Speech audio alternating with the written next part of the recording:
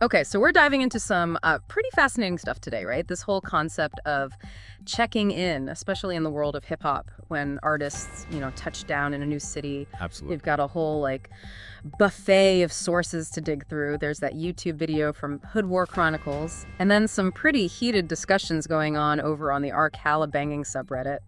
Oh, and we can't forget that super insightful conversation from the With Joe Budden podcast, plus that thought-provoking article from Uproxx. They're questioning if hip-hop's turning gang culture into a straight-up marketing tactic. Right. It's a lot to unpack.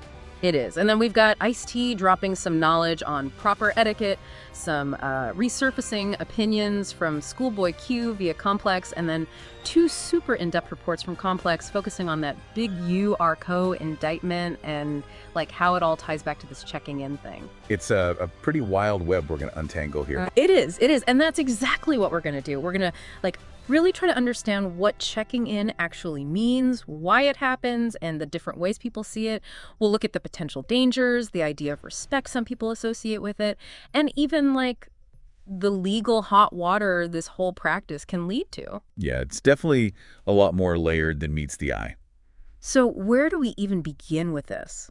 I think it makes sense to really define what we're talking about when we say checking in, right? Yeah, totally. And that Hood War Chronicles video on YouTube sort of lays it out there, right? Yeah. When a rapper, or I guess any celebrity, arrives in a new city, especially one with a big gang presence, there's this expectation that they need to reach out to a local gang leader or someone influential in the streets to get and I'm quoting here, blessing and protection. Right.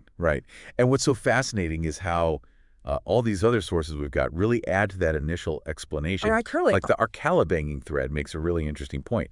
It's not always about someone straight up demanding money. Oh, okay. So there's more to it. Yeah. One user pointed out that because a lot of these touring artists and, their crews might have felony records, they can't carry guns legally. So they might be looking to connect with locals who can get their hands on guns, or even just weed and lean. So it's not always about avoiding trouble, but maybe getting access to certain things? Exactly. It's about plugging into that local network, meeting those needs. That definitely adds a whole other dimension to it, right? It does. And then the Calabanging thread also brings up this idea of understanding the politics and temperature of a new city. Who's beefing with who's trustworthy, and just generally how to avoid any unwanted drama. So it's like getting the inside scoop, the local intel? Precisely. It's about staying safe and, out of trouble. Makes sense. But then if we look at the Complex reports on that big U indictment, things take a more, legal turn, right? They're defining checking in as basically paying a tax or a fee to the local street figure. It's like buying your safe passage, your right to do business without getting harassed or, worse. Exactly. It echoes that whole blessing and protection thing, but with a very clear financial element that law enforcement is really zeroing in on. So on the one hand, you have this idea of checking in for safety and advice, but on the other hand, it sounds a lot like extortion, doesn't it? It does. But then you've got Ice-T, always the voice of reason, saying something completely different. In that Drink Champs interview, he's basically like, yo, it's just smart to call your guys in a new city, get advice on where to go, who to avoid. He's framing it as common sense, respect, looking out for each other. Right. It's about tapping into that network of people who know the local scene. And he's not alone in that. Some people in those subreddit threads, they're saying it's a respect thing, a way to show you're not trying to step on anyone's toes. Totally. But then you've got that Hood War Chronicles video and some folks in the With Joe Budden podcast discussion painting a much darker picture, right? They're saying it can be straight up extortion, like do this or else. Yeah, and Schoolboy Q in that Complex clip, he even sarcastically says something like, you're going to check in with someone who's just going to rob you. Yeah, he's not buying it. So it's like one person's friendly advice is another person's shakedown. Exactly. And that brings up a key question. What are the real motivations behind all of this? Why are people checking in? Yeah, it's clearly not as simple as it might seem. Okay, so let's break it down. Safety and protection, that's got to be a big one, right? Yeah. Especially when you think about those stories of artists getting harassed or even threatened. Oh, absolutely. That YouTube video really highlights that, almost like it's an insurance policy against trouble. And those subreddit threads, People are talking about avoiding robberies, conflicts, just generally unwanted attention. Makes sense. You're in a new city, you don't know the lay of the land, you want to stay safe. Right. But then those art calabanging folks also point out the need for connections, to get things that might be hard to come by, especially if you're like a touring artist with a tight schedule. Ah, right. Think about it. You roll into town, you only have a couple of nights, you might not know where to find, well, certain things you might need. And that can get tricky, especially for someone in the public eye. Okay, but then there's that darker side we talked about, the extortion angle. Yeah, that's where things get murky. The YouTube video, the Braith Joe Budden podcast discussions, they both bring that up. Sometimes it's not about mutual respect or getting advice, but about demands, threats, basically saying, you got to pay up or else. Right. And like Schoolboy Q's comment really makes you think, is this about genuine connection or just preying on people? It's a good question. But we also need to consider this idea of respect, right? Because for some people, checking in is seen as a way for outsiders, especially those who've made it big, to acknowledge the local scene, the people who hold sway in that community. It's like navigating those existing social hierarchies. Ah, so it's about showing you're not coming in like you own the place. Right. And that ties into the business side of things too, right? I mean, the YouTube video mentions gangs visiting artists as opportunities for like business deals, features on their music. That whole Shaq and Main Street Mafia Crips connection is a classic example, right? Oh, totally. The gang reportedly got industry connections through Shaq. Yeah, and in that Braith Joe Budden podcast thread, people are talking about it from an economic angle. It's about making sure money from these huge tours and entourages flows into the local network. Some even think locals feel entitled to a cut just because artists are making money in their city.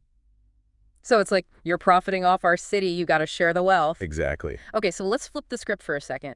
What happens if an artist just says, nah, I'm not doing that? Well, that Hood War Chronicles video makes it pretty clear that there can be consequences. Yeah, not good ones. Right. They talk about Waka Flocka Flame getting confronted, Lil Wayne's security being threatened by Crips over a perceived diss. Scary stuff. Yeah, it shows you those threats aren't empty. It can get real. And that whole Rick Ross situation in Detroit, that's another example, right? He was reportedly banned from performing because of Trick's no-fly zone. Yeah, so this can directly impact an artist's livelihood.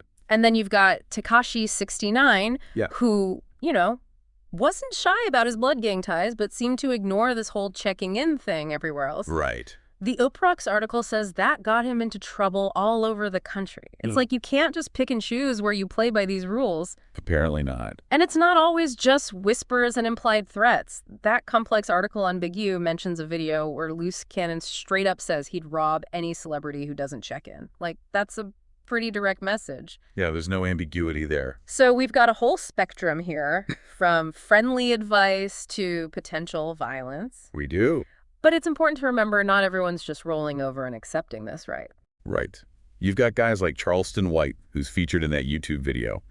He flat out refuses to check in and criticizes the whole practice. Yeah, he's super vocal about it. He even reportedly got banned from LA for his stance, but just ignored it. Wow. So he's definitely putting his money where his mouth is. He is. And then you've got that story about MC Hammer. He didn't exactly cultivate a tough guy image, but apparently had connections so strong that a Crip ended up apologizing to him. It's like maybe checking in isn't a hard and fast rule for everyone. Yeah, it's almost like having your own street cred can trump the need to check in. Possibly. Yeah. And of course, we've got Schoolboy Q, who's very clearly against the whole thing. He sees it as unnecessary, even dangerous. And it's not just artists who feel that way, right? A lot of people in that Braith Joe Budden podcast discussion are calling it extortion, a sign of weakness. They're asking why someone like Taylor Swift or Miley Cyrus wouldn't have to check in when they tour. Yeah, that's a great point. It really highlights how this is tied to the image and culture of hip-hop specifically. So it's not like a universal rule for all musicians. Not at all. Now, things get really serious when you bring in the Big U Are You Toe indictment. Oh, yeah? Those complex articles lay out some pretty heavy legal ramifications for this whole checking in thing. Right.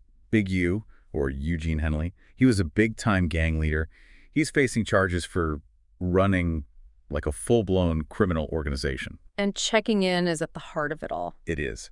And what's really interesting is how law enforcement is using this practice, which was once like this unspoken thing, as evidence.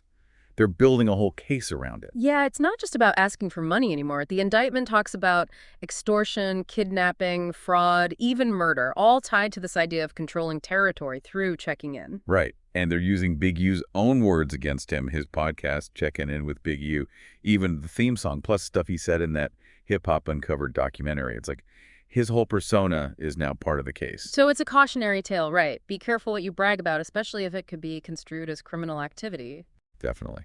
And the indictment suggests that Big U wasn't just offering protection. He was creating the danger he claimed to protect against. Like a self-fulfilling prophecy. Exactly. It's a lot more sinister than just asking for a little respect. And the details are pretty chilling, like that incident with the dice game. Big U was supposedly furious that he wasn't informed about it and didn't get a cut of the winnings. And then there's the alleged murder of that rapper, Rayshawn Williams, which is apparently linked to a perceived lack of respect towards Big U and this whole checking in thing. Yeah, those are some serious consequences. It's not a game anymore. Not at all. This case really shines a light on the dark side of checking in. And the feds are watching. They are. So, yeah, it's a complex issue. Super complex. But even with all the negative stuff, it's important to remember, like, the nuances, the gray areas. The banging thread, for example, makes it clear that checking in isn't always a bad thing. Sometimes it really is about making connections, staying safe. Right. It's about knowing the rules of the game, respecting the local scene. And Ice-T, he frames it as common sense, etiquette, just being smart when you're in unfamiliar territory. Exactly. You're not trying to step on toes. You're trying to navigate the situation respectfully. And the Rest Your Button podcast thread, they talk about this duality, too. Like, yeah, there's often a tax involved, but it can also be about networking, gaining access. It's not always clear-cut extortion. Right. And then you've got the Uproxx article, which talks about how gang affiliation and checking in have become part of the hip-hop image, the marketing. So it's hard to tell what's genuine and what's just for show. Definitely. So where does this leave us? Checking in is a tangled web, man. It's about respect, safety, extortion, street culture, and now it's even caught the attention of the feds. It's a lot to process. It is. And I think the key takeaway for our listeners is that it's not a simple issue.